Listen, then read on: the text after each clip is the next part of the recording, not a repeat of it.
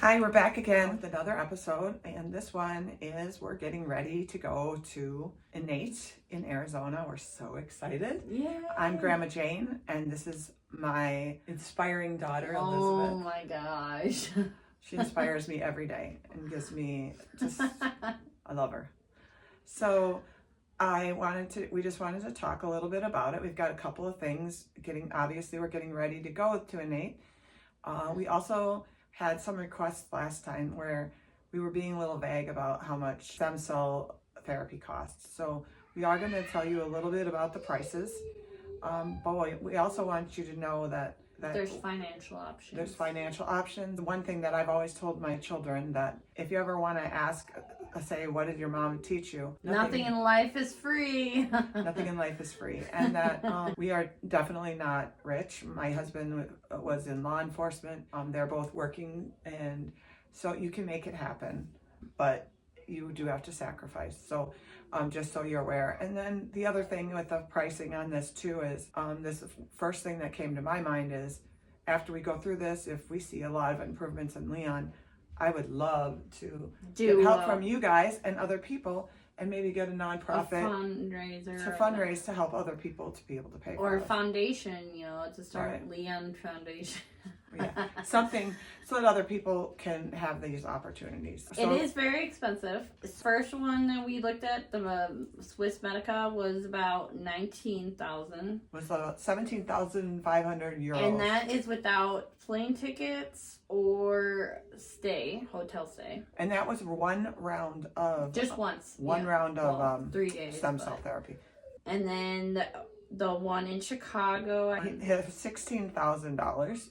But that did not include the stay either, or the plane tickets. And that was one round, one day. Yep. Mm-hmm. Then we kept looking, and we found the one my husband's cousins had, and that was, oh my gosh, like $27,000. And they would have came to Wisconsin, but it was still only 2 rounds of stem cell therapy. Yep. So it was still very expensive. Yep.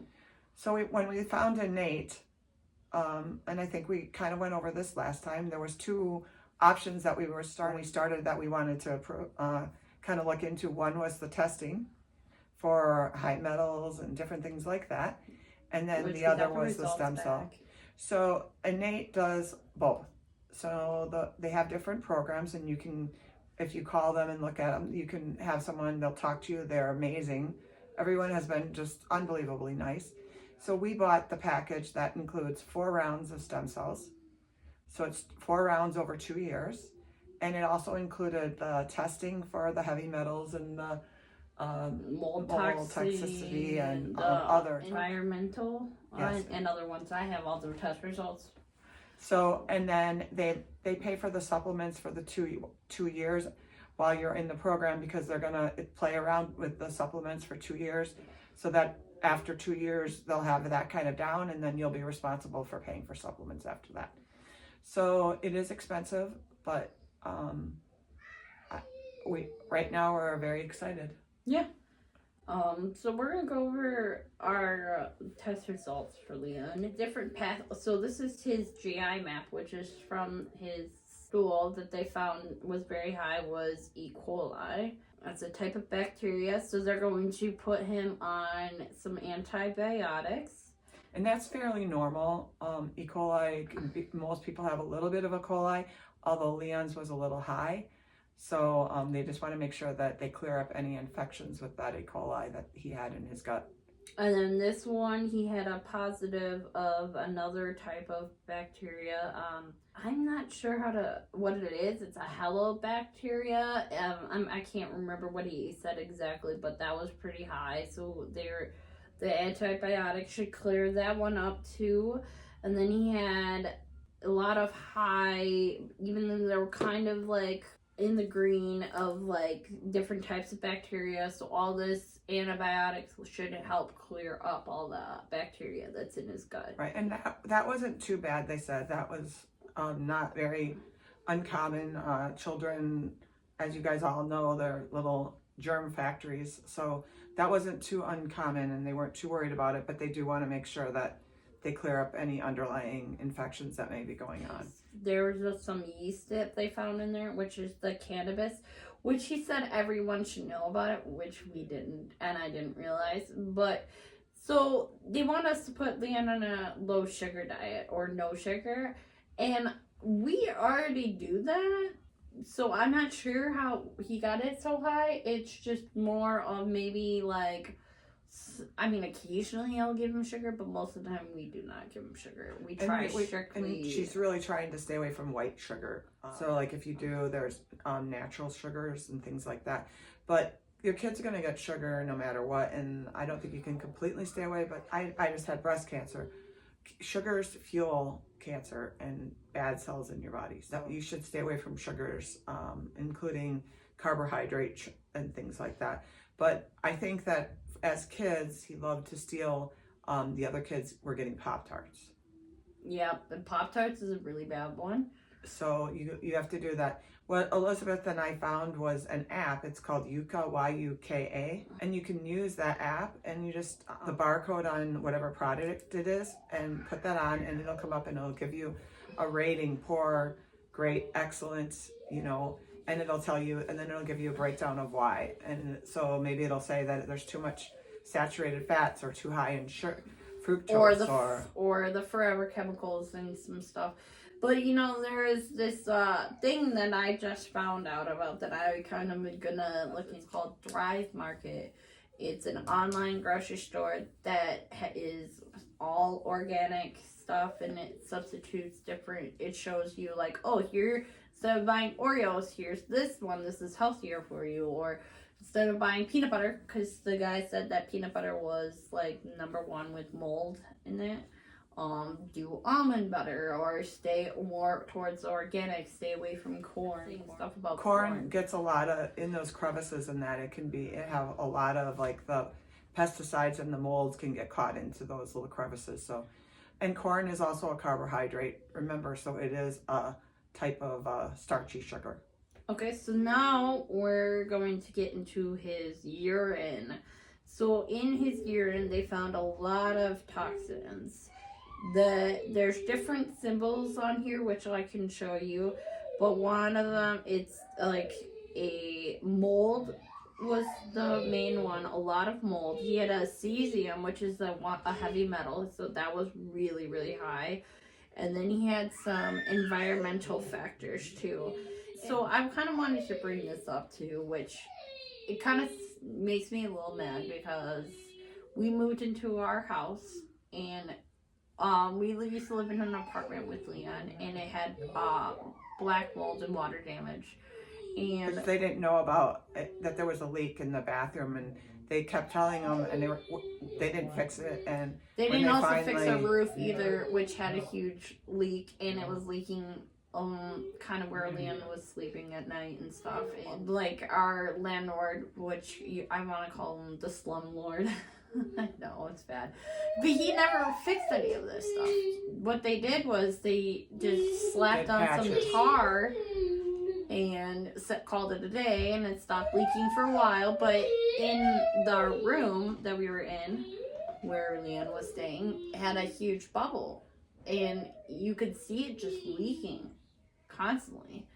And at the time right before he was getting diagnosed, me and Mom did some research on black mold and autism. And at the time, this was like, mind you, this was only like 3 years ago, they said that they didn't have any, like, you couldn't find mold toxicity in your system. There was no testing for it. Well, I think they had testing, but no one wants to pay for that deep of testing.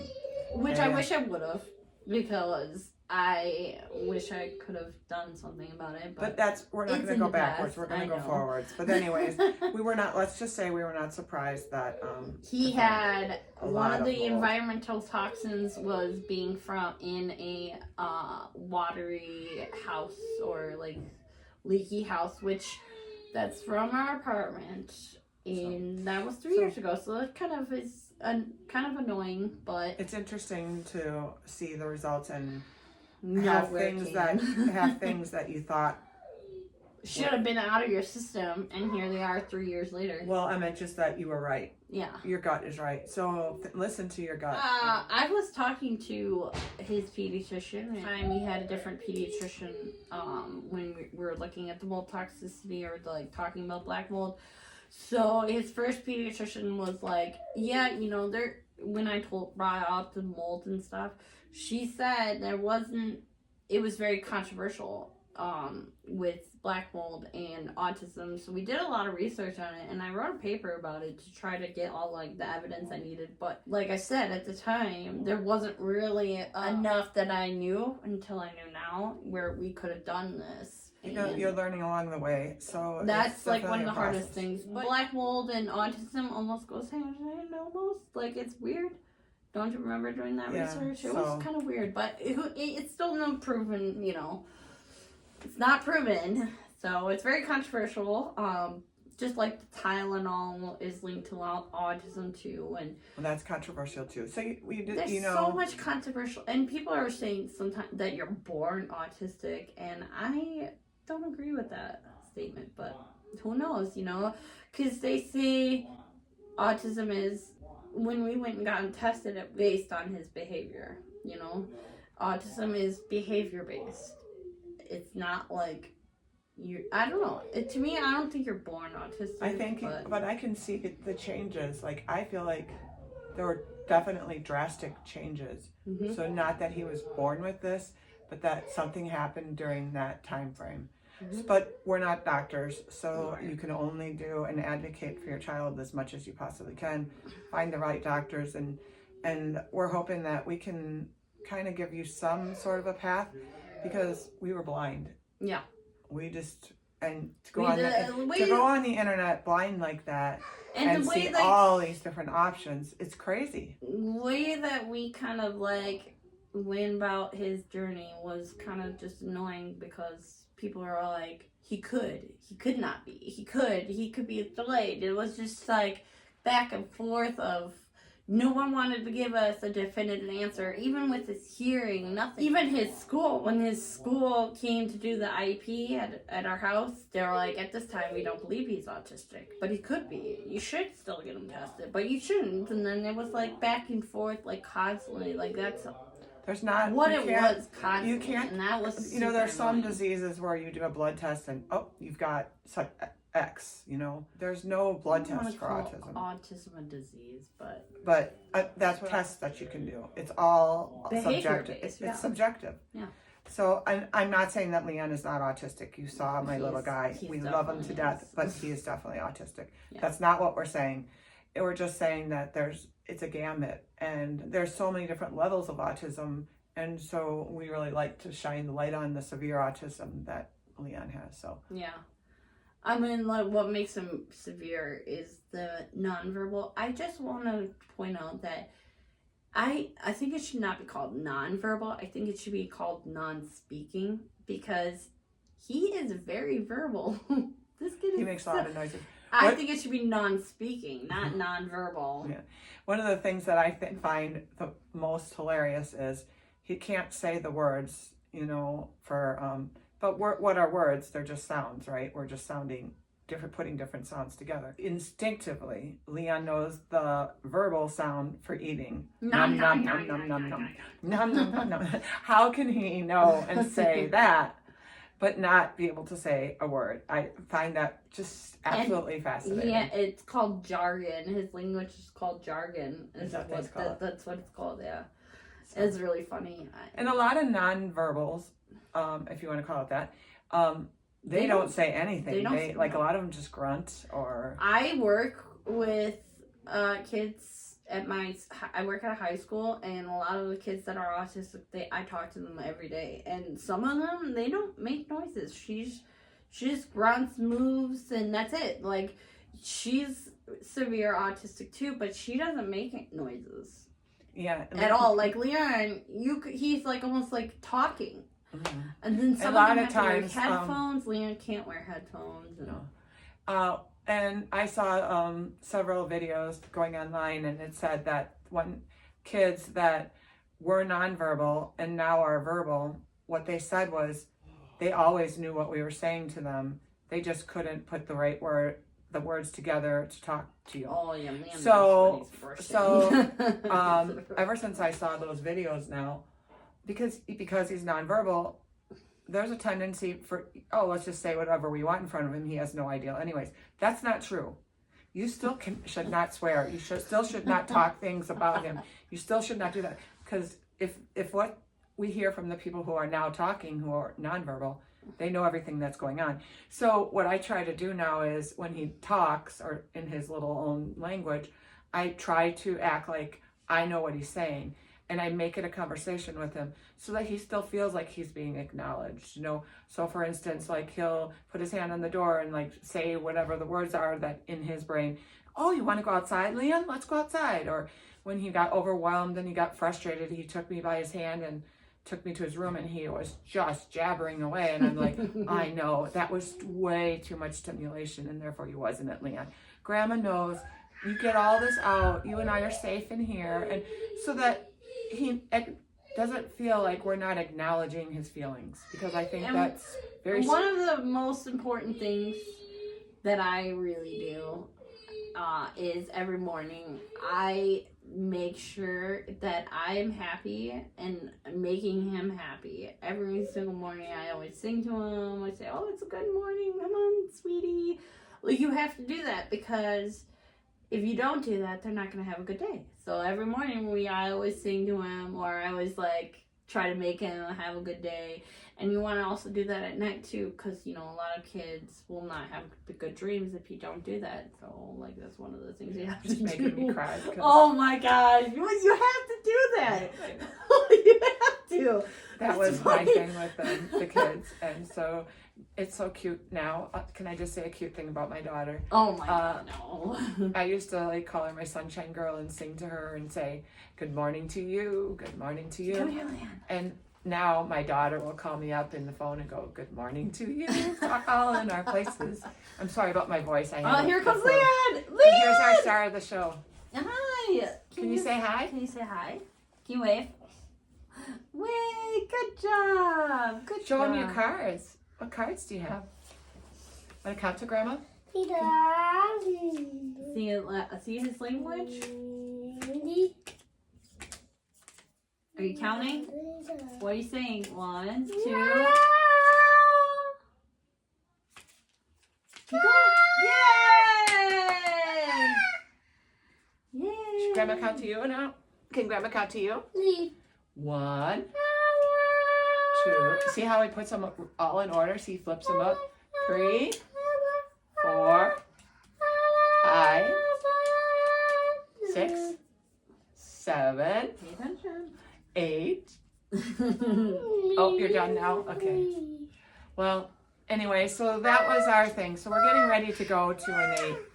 We leave and we'll be down there in February, and we're going to hopefully set up some interviews with the doctors and that down there and give you some updates on once we get the supplements, see how they're working. And once we have some... Oh, and there's this thing that they're going to give it to us. It's a type of cream that you rub on his belly for the heavy metals to get those out. And then you mix it with a binder, which is...